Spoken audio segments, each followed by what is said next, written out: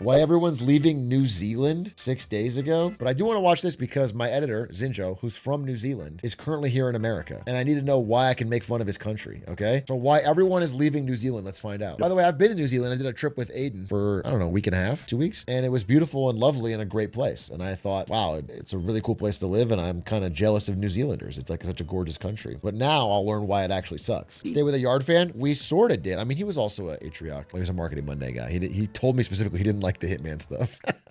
At the time, that was like the two things I had. And he was like, I don't like the Hitman. But he met him at a grocery store. And then we went to go stay with him in New Zealand. He was just a kid, dude. He was like 20. And Aiden just meets him in a grocery store because he was visiting LA, gets his number, and we just fly across the world to go stay with him. It's high trust, crazy. But the guy was super chill. What's funny though, he's one of those guys that told me, he's like, hey, I've been reading some of the books that you recommended, and I switched my major to marketing, and I'm about to graduate, and I got a job in marketing. I was like, dude, that's badass. Good for you. Good luck. But, just be careful because a lot of people end up not liking it or whatever. And he's like, yeah, no, I'm all in. And now he's like, I think is a UFC fighter or something.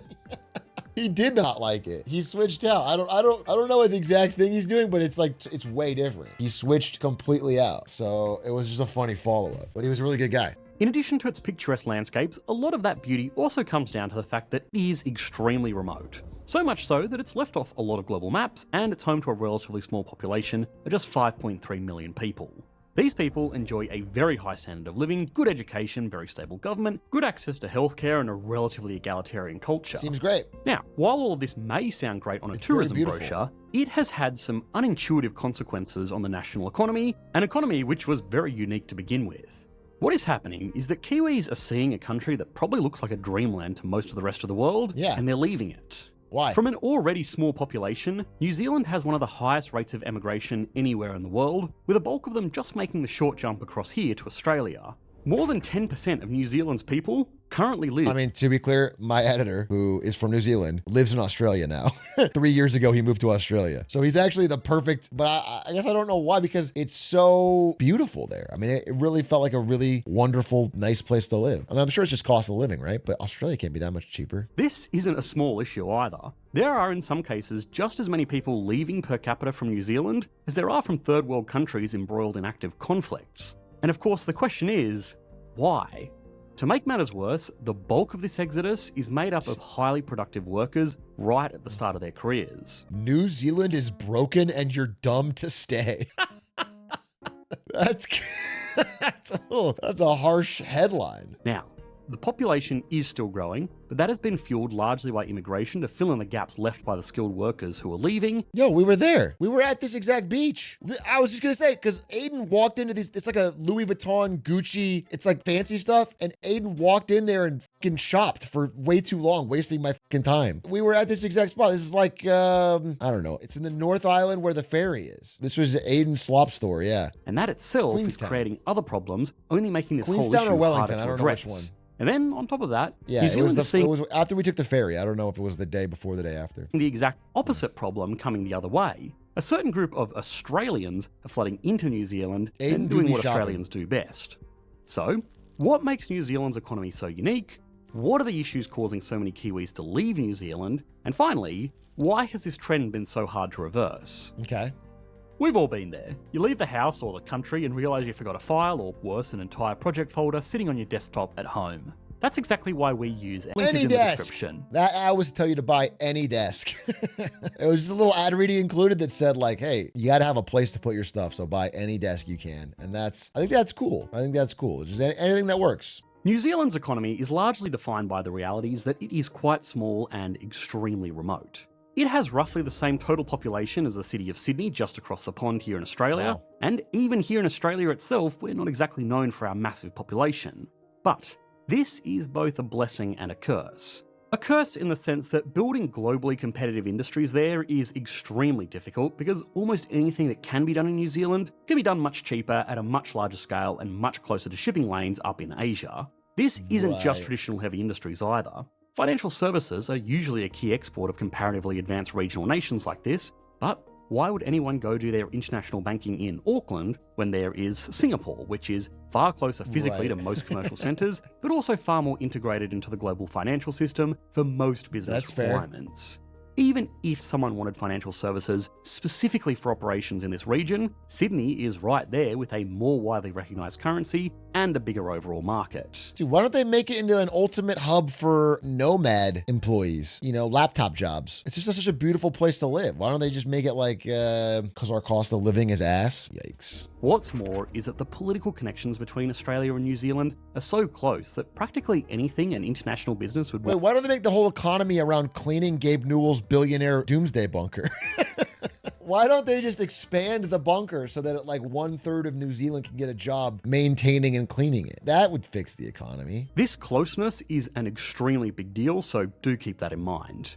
The point is, though, the only industries operating in New Zealand are industries that need to be there.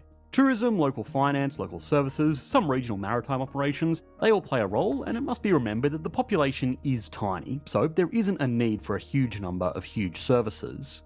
But a closer look at the exact breakdown of these industries will shed some light on these problems. One standout area is agriculture. New Zealand is one of the most agriculturally productive countries in the world, which is highly unusual for such an advanced economy. The channel Hooser, I don't know, the Beaver Dude, did a great deep dive on this, so I don't want to repeat too much here. But the point is that New Zealand has taken farming, which is typically an industry relied on by lower income countries, and used its incredibly fertile land, abundant water sources, and modern technologies to produce valuable export commodities that are very competitive in the global economy, especially next door in Asia, which has a lot of mouths to feed. Hell yeah. Now this is great and all, but most well-educated, city-dwelling New Zealanders aren't exactly lining up to go and work on farms. There aren't that many jobs there anyway. Farms in New Zealand are some of the most valuable in the world per hectare because they are extremely fertile and because they're in the southern hemisphere, which means they can grow off-season foods for the much larger markets in the northern hemisphere. But when people are spending this much on their farmland, it only makes sense to also invest into the best equipment as well, which means most of these operations are highly mechanized and require relatively little human labor. He's like the final boss. This is when the boss music plays and the fucking HP bar goes across the top of the screen. So, then, what's left? Well, the biggest industries in the country by far are all centered around housing. So beautiful! Selling houses, renting houses, building houses, financing houses, and governing the selling, renting, building, and financing of all those houses, so all collectively make up about bubble. half of the country's entire economic output. Now, this has caused two big problems. For starters, there is obviously just the cost of these houses. Yeah, I'm sure the cost has now ballooned way above what anyone making the wages that this economy can support can afford. So it's all on debt. I assume everyone's taking out ever-increasing massive loans to afford ever-increasing housing prices. Everything's back to housing, bro. Everything's back to housing and debt. Shit's crazy. No wonder Gen Z's revolting in every fucking country. When this much of the economy is dependent on playing pass a parcel of land, it's perhaps unsurprising that this sparsely populated and very remote country has some of the most unaffordable real estate in the world. Now, to be fair, the country has taken some steps to deflate this housing market, like banning foreign buyers from purchasing property. The idea was sound. By cutting off a source of demand for property, all other things being equal, prices should have fallen. But in reality, it didn't really do too much. Before the ban, foreign buyers were only 3% of purchases anyway. Wait, so you're saying there was a problem economically with a country? And because politicians know that fixing the problem would be too painful, they blamed it on foreigners. Even though percentage-wise they weren't that big of an impact. And then nothing changed? That's why the people in New Zealand are fucking weird and different. They don't do it like the rest of the world. And on top of that, it didn't stop the biggest source of foreign demand, which was Australians. Because Australia and New Zealand really are so close, we have a lot of agreements where we will, for the most part, treat their people like our people and vice versa. That means that the ban specifically did not include Australians, who were the largest foreign buyers in the first place. People in Australia, on average, have a lot of money, and something like a holiday house or even a retirement home in places like Queenstown or Auckland are extremely popular with wealthy Australians who want to live amongst beautiful sceneries without those sceneries actively trying to kill them. Investing in New Zealand is particularly attractive as well, because even though their house prices are extremely high, they are still for the most part lower than major cities in Australia. Oh, and on top of that, it can be very tax efficient. Homebuyers need to pay something called stamp duty when investing in a property here in Australia.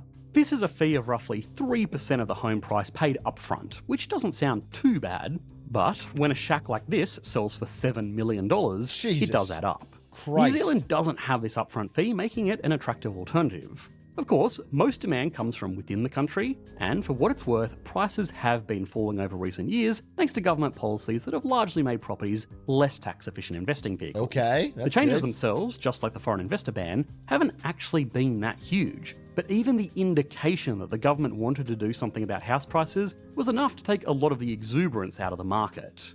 Either way, prices are still a problem, more so here than most other countries around the world, and this makes it seem like a pretty open and shut case, right? Young Kiwis who can't afford to start a life in New Zealand are moving out to somewhere where they can. Is it not The that? problem with that assumption is that more than half of them are moving out of the frying pan and into the fire that is Australia. If they really did just want cheaper homes, this would not be the move. What they're really after is opportunity. The only industries in New Zealand are those that really have to be there, which means unless people want to work in agriculture or in jobs somehow connected to the local real estate market, there is just more opportunities in larger Australian cities. That makes sense. Now, this by itself isn't that unusual. More specialised professions naturally tend to gravitate towards larger commercial centres. If someone wanted to work as a fine arts curator or a high-end researcher or even just a senior manager, most of those jobs can't really be found in small country towns. There just isn't enough demand to support those roles in smaller commercial centres, so naturally they tend to shift towards big cities. The thing that makes New Zealand so unique though is that the big cities all of these jobs are gravitating towards are in a different country. Brain drain like this is also not unique, but it doesn't usually impact high-income countries quite this much, and again, the reason this is happening to New Zealand is its closeness with Australia.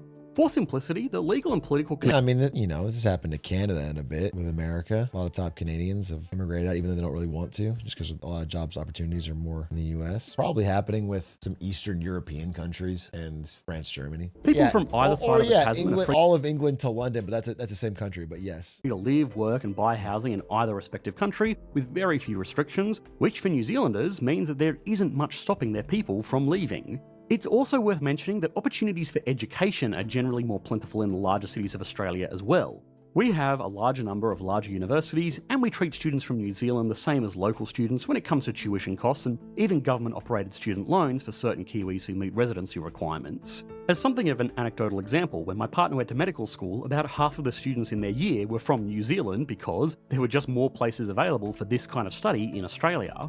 On top of this, the jump between NZ and Oz is arguably easier than people moving within the EU because both populations down here speak English as their first language, and culturally we are extremely close. It's not something that economists or demographers like to address too openly, but the reality is that a New Zealander living in Australia is not going to attract the same animosity when compared to migrants coming from other countries. Right. So yeah, the reason that so many New Zealanders are leaving New Zealand is because it's really easy, and to most young professionals, Australian cities are just slightly more attractive. Unfortunately though, as simple as this dynamic is, reversing its effects is going to be extremely difficult. Currently there are almost 600,000 New Zealand-born people living in Australia, more than 10% of the total number of people living in New Zealand. There are also about 90,000 Australians who have gone the other way, but again, they tend to be older, independently wealthy retirees who aren't going to contribute much to the labour market. To make up for losing all of those young workers, New Zealand has had to fill in the gaps primarily with immigration to support its ageing population. Now, the arguments for and against skilled migration are plentiful and long and frankly a bit tedious. Most people have made up their mind on the issue, and obviously economics is just one part of the discussion. Sure. But in the case of New Zealand, it's again a little bit different because yes, they have brought in new arrivals mostly from the large population centres in Asia to fill in for the people leaving, but the thing is, a lot of the people who have migrated there are leaving as well. And where do they go? Well, largely to Australia. This has given New Zealand a bit of a reputation as a backdoor into major cities like Sydney and Melbourne. In general, it's easy to apply for working visas, permanent residency and eventually citizenship in New Zealand because they do need to maintain their leaking workforce. But once someone has that, they can just move to Australia as well. A first-generation New Zealand citizen is also going to be less attached to a country that they've only spent a few years in when compared to people who were born and raised there. So basically, New Zealand is just becoming an expensive retirement home for wealthy Australians and Kiwis to enjoy the views while being served by a workforce just waiting for their turn to jump ship to Australia. Interesting. Okay, it's not quite that bad, but it's still like not Disneyland. great. And it begs the question, if New Zealand is losing so many people to this open relationship with Australia, why don't they just tighten down on the relationship? Well, that would be very difficult, just simply from a political perspective. Yeah, I mean, they'd be kind of fucked. 10% of New Zealand's population currently lives in Australia, and as a general voting bloc, they aren't going to support a policy that makes their lives harder. Most people are generally very supportive of this flexibility as well because it's good for them even if it isn't necessarily good for the country itself. Geopolitically, it probably wouldn't be that easy either. I know I have said it a lot in this video already, but Australia and New Zealand genuinely may be the friendliest countries in the world.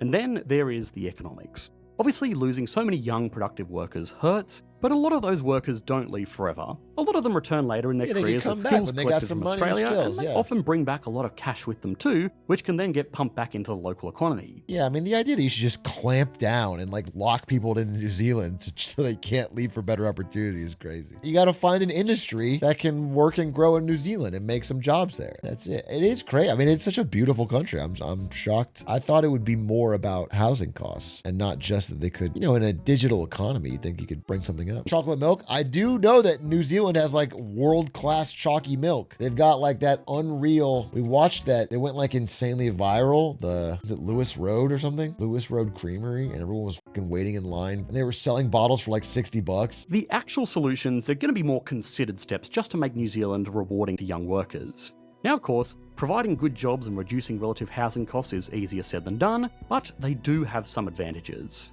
A relatively low debt to GDP ratio means that the government does have some wiggle room to enact big change if it ever feels it's necessary, and beyond all of that, it's a lovely place to live. The reason they can sell golden visas to billionaires and multi-million-dollar lake houses to Australian retirees is because it's a safe, stable, clean, and very picturesque country. That may sound wishy-washy in the field of economics, but it genuinely matters. And while they have that, they will always have a long line of people at their doorstep. In fact, even here in Australia, the country causing all of these problems for our poor little cousin across the sea, we are more reliant on these intangible factors than we would probably like to admit. Dude, I figured it out. I actually figured it out. I can save New Zealand right now. Here's what it is. They build one of the sickest, best looking, ultimate bunkers of all time. A true nuclear apocalypse paradise. It's got everything in it, top of the line, okay? They film a tour with their president of the bunker, and they show this is an incredible top of the line. It's got water, food, a movie theater. It's got everything you would need. Then they go around the world and they sell that bunker, the same bunker, 100+ times to different billionaires.